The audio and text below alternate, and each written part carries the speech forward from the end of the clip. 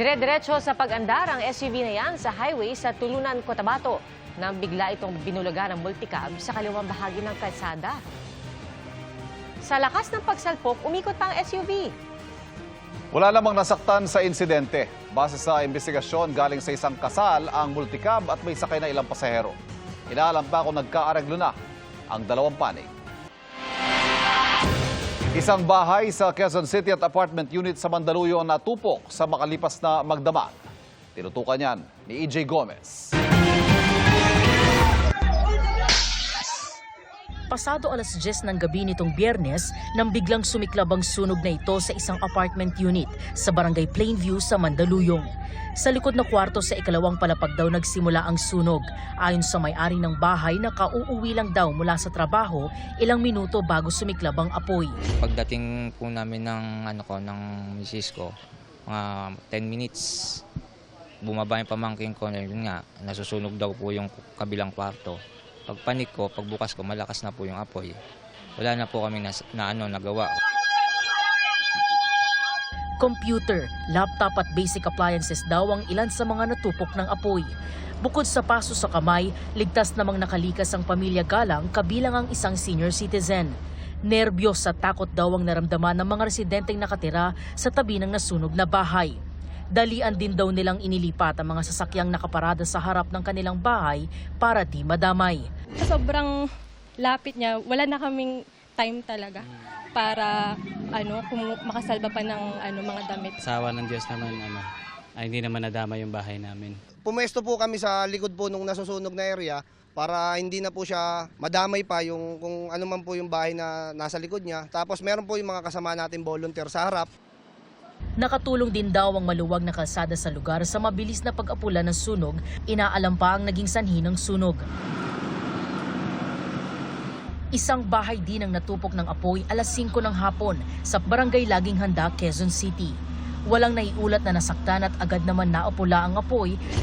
Para sa GMA Integrated News, EJ Gomez, nakatutok, 24 oras. Sa Mandaluyong pa rin, 25 bahay naman ang nasunog sa barangay Addition Hills kanina umaga. Ayon sa BFP, pasado alas 11 kanina nang sumiklab ang sunog. At dahil dikit-dikit ang mga bahay na gawa sa light materials, naging pahirapan ang pag-apula sa apoy. Umabot sa ikalawang alarma ang sunog at naapula matapos ng isang oras. 150 residente ang apektado. Walang nasawi o nasaktan sa insidente at iniimbestigahan pa ang sanhi ng apoy, pati na ang halaga ng pinsala. Hindi lang pagkainip, kundi perwisyon na rin ang dulot sa mga motorista dahil sa ilang taon nang atrasado ang paglabas ng mga plaka. Sabi po ng LTO, target nila matapos ang backlog, pero ang plaka sa mga motorsiklo sa susunod na taon pa matutugunan? Nakatutok si JP Soriano. 5 taon na ang motorsiklo ng rider na si Miko, pero hanggang ngayon, hindi pa rin siya nakakabitan ng plaka. Kaya madalas pa rin daw siyang nasisita. Minsan pag nasita kami, tatanungin kami ng mga huli sa amin, bakit wala pong plaka. Ayun, sabi namin sa mga pulis, bakit wala pang plaka. Kasi matagal maglabas talaga ang LTO. Ilang beses na raw siyang nag-follow up sa Land Transportation Office, pero puro coming soon daw ang sagot sa kanya. Si Roland na luma na ang motorsiklo pero wala pa ring plaka. Hindi naman daw siya natitikitan pag nasisita dahil handa ang mga dokumento niya. Yung ORCR niya lang po, titignan lang po kung naka-registro po. Kasi yun lang po, tapos lisensya ko lang po. Sabi mismo ng LTO, aabutin pa ng hanggang Hunyo sa susunod na taon bago matapos ang backlog sa motorcycle plates. Habang ang plaka sa ibang uri ng mga sasakyan, posible raw matapos ang backlog bago matapos ang taon. Our Assistant Secretary is targeting to have this backlog be addressed for motor vehicle by December of 2024 and for motorcycle is by June of 2025.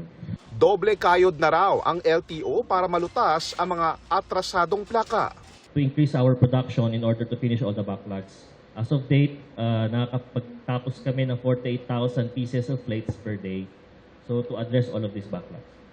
Para sa GMA Integrated News, JP Soriano, nakatutok 24 oras. Bahagyang tumaas ang presyo ng baboy sa ilang pamilihan sa Metro Manila kumpara nung nakaraang linggo. Batay sa pinakahuling price monitoring ng Department of Agriculture, hanggang 20 pesos ang itinaas ang kada kilo ng liempo mula sa 400 pesos nung nakaraang linggo. Hanggang 380 pesos naman ang presyo ngayon ng kada kilo ng kasim. Ayon sa grupong Pork Producers Federation of the Philippines, tumaas ang farm gate price dahil nagmahal din ang farm inputs. May mahigit 100 pesos ding agwat sa presyo ng farm gate at retail price dahil sa gastos sa produksyon. Ayon sa grupo, hindi naman problema ang supply dahil tuloy-tuloy ang pag-aangkat.